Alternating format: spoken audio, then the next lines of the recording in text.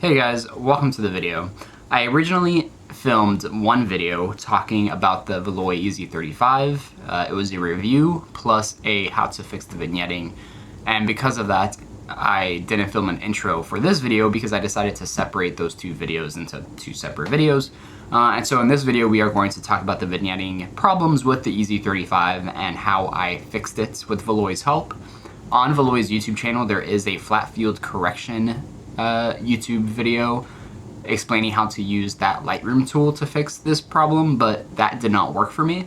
Instead, I ended up doing a manual lens correction, which I will get to in the rest of this video. And so if you're interested in the Valoi Easy35 review that I filmed, look at the description, the video will be there. If not, enjoy the rest of the video, and I hope this is helpful for you.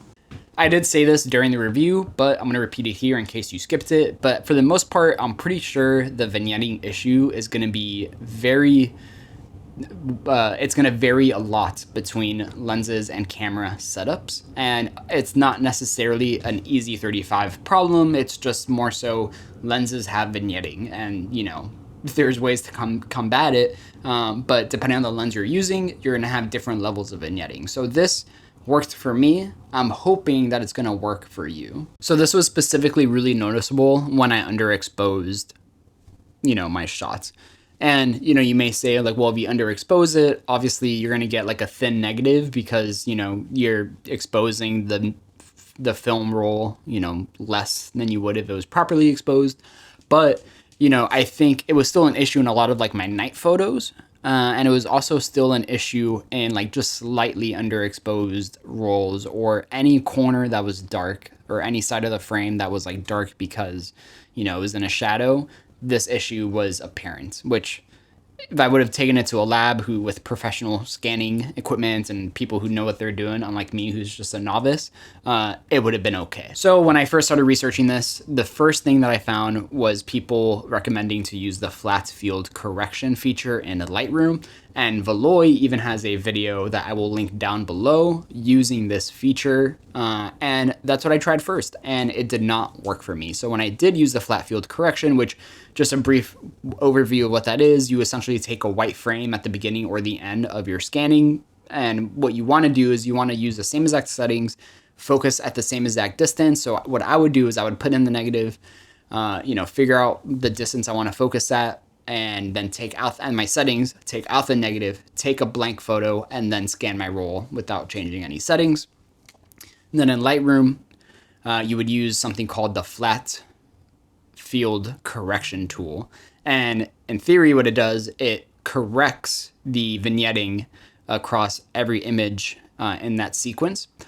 The issue I was having, for whatever reason, it was really inconsistent. The vignetting wasn't really going away, and some of the negatives or some of the scans were getting this like really weird ghosting effect, it looked like splotches of color were just like dirtying like the entire frame, almost like it was like a double exposure or something. And I can't even tell you because I don't know how it works, but I can't even tell you like what went wrong because I have no idea. So then after failing at using the flat field correction tool, I decided to email Valoi and see, if they had any other solutions for me. I saw online people talking about removing the light source, which I don't recommend because I'm pretty sure that voids the warranty, but removing the light source and then putting it on a new light source.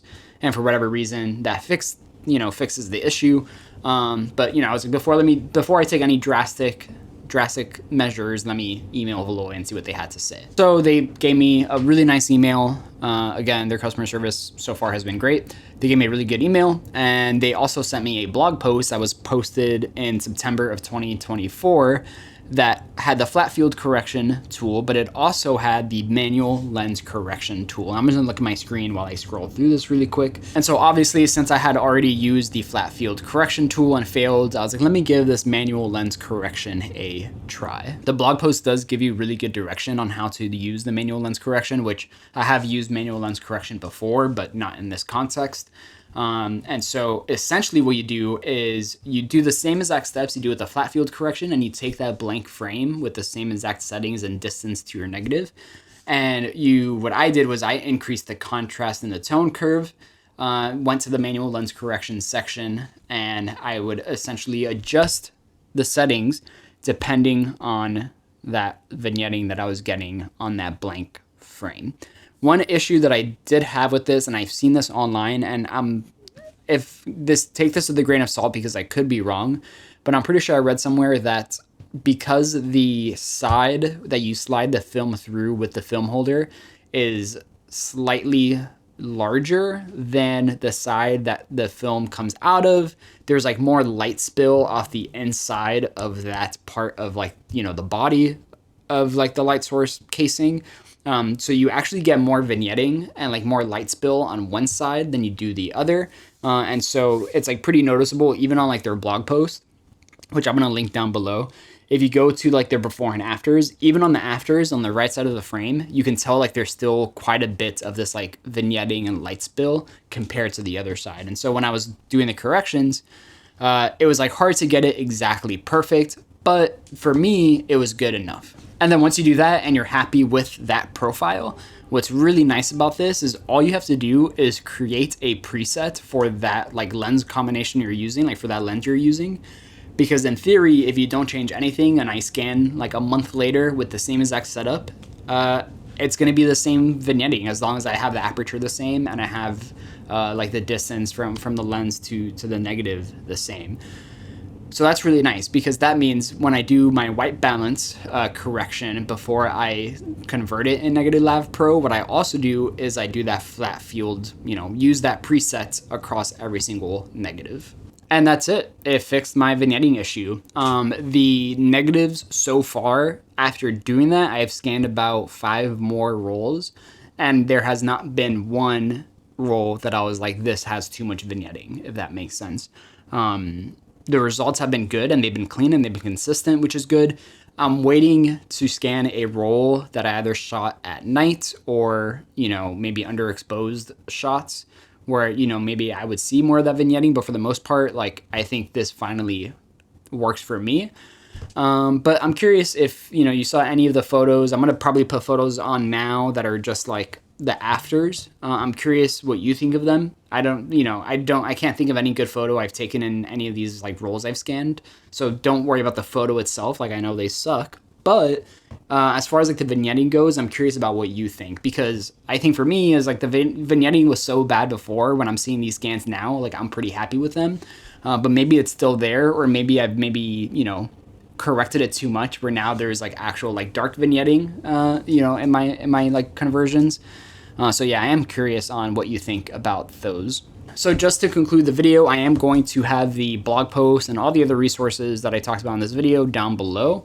Valoi, if you're listening to this, and I'm not sure if you've already done this, but I do recommend doing a YouTube tutorial of the manual lens correction, just like you have for the flat field correction, because that tutorial is good and it's explained very well, but it doesn't work for everybody.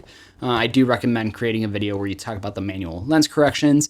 And I guess like I like to end a lot of reviews, even though this was like kind of a review, but not really. Do I recommend this product? I honestly do. I know there's on a Reddit post when I was like researching this, somebody was saying like all the issues they're having with the Easy35 and all like the corrections that they've made to it. And then at the bottom, they say, this is a really good product. And then somebody commented like, how can you say this is a good product when you listed all these issues? And like, I thought it was funny because I kind of feel the same way. It's like, I don't actually have issues with it. Like, the product is good and it works. Sure, you do have to do some corrections here and there, but I think that the value it gives you for the ease of use of scanning in this way, and like the time that it takes and like the space that it doesn't take, I think the value is really good for the Easy35. So I do recommend it. Again, this isn't sponsored, I'm being honest. But yeah, I'm curious on your thoughts. If you do have the vignetting issue and you listen to this video, I hope it worked for you. But I'm going to conclude the video here. If you would like to see a deeper dive into how I scan film, let me know. Maybe I'll do that in the future. I have like a lot of film to still scan from last year. And so if you want to see any of that, let me know. And don't forget to comment, like, and subscribe. We are on the way to 2,000 subscribers. So I will see you all in the next one. Peace.